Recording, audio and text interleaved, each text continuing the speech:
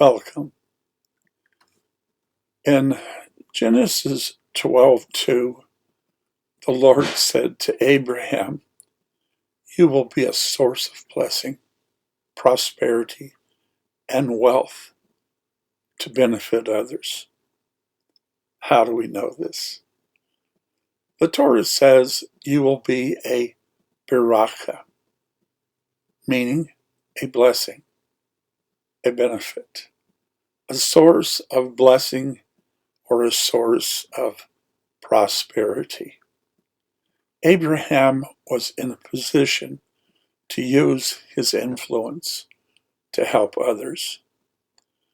Our video will discuss how we can use our resources to help others during these days of insecurity, uncertainty, high inflation, high interest rates, wicked, barbaric terrorism, anti-Semitism, and war. People need a solid anchor. Some relate to the song, "What the world needs now is love." It's true, our world needs love, but that is not all we need. Isaiah wrote, "Grass withers, flowers blossom and fade, but the word of our God lifts us always." Notice the last four words in Hebrew. U'devar Eloheinu Kayum le'olam. U'devar, and these words. What words? The words of Torah. The words of Torah that were spoken by Eloheinu, our God. Yakum le'olam. They lift us always. Good can be done when we share thoughts from the Torah. Sharing a few thoughts is good for our souls and the souls of those listening. We can be the ray of sunshine that people all around us need. Gentle words have a significant impact. Sharing concepts in our communication is a friendly method of loving others. Our aim is to follow in our father Abraham's footsteps. We want to develop a plan to bless and benefit others.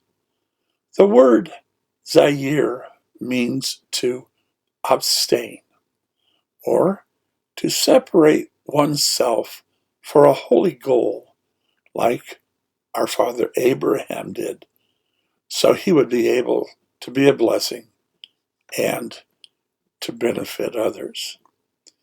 Proverbs 15:4 reminds us that a wholesome tongue is a tree of life. Jeremiah 17:7-8 says, "Blessed is the man who trusts in the Lord and whose hope is in the Lord, for he shall be a tree planted by waters that spreads out its roots by the river, and shall not see when heat comes, but its leaf shall be green, and shall not be anxious in the year of drought, nor shall it cease from yielding fruit." Being mindful of how we speak is crucial. Why? Proverbs 18:21 reminds us that death and life are in the power of our speech, our tongue. Our objective is to separate the words that bring life from those that cause injury and death.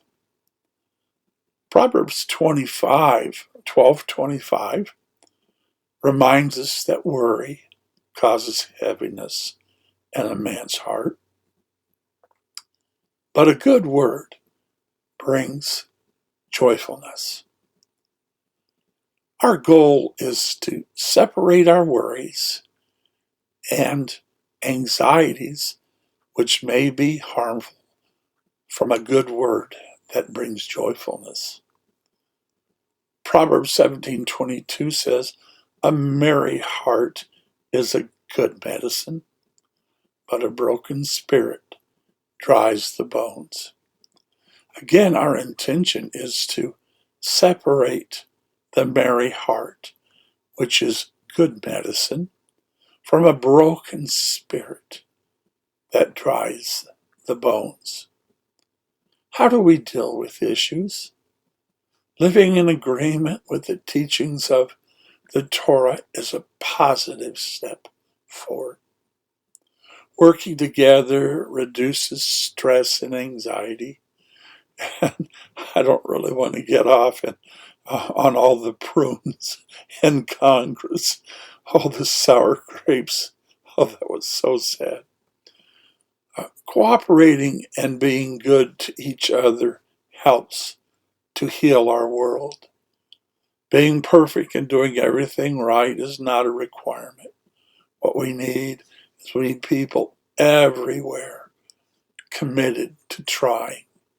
Can we walk together? Let's try. Let's try to agree. We will be blessed for our efforts. And like normal, when we come to the conclusion of a discussion, I like to share a little Gematria. The normal Gematria of Bih-Raw-Chawh, meaning a blessing, is 227. Throughout our discussion, I have pointed out that our desire to benefit others requires us to separate. The normal Gematria of Yah Zeer, meaning to abstain or to separate oneself for a holy goal, is 227. Dear ones, the Torah illuminates and guides our paths during these fearful days of struggle. May we each be blessed with faith, hope, and courage. May we help each other. May our loving kindness flourish in our world. May we be careful, gentle, and soft-spoken about what we say. Thank you for joining with me.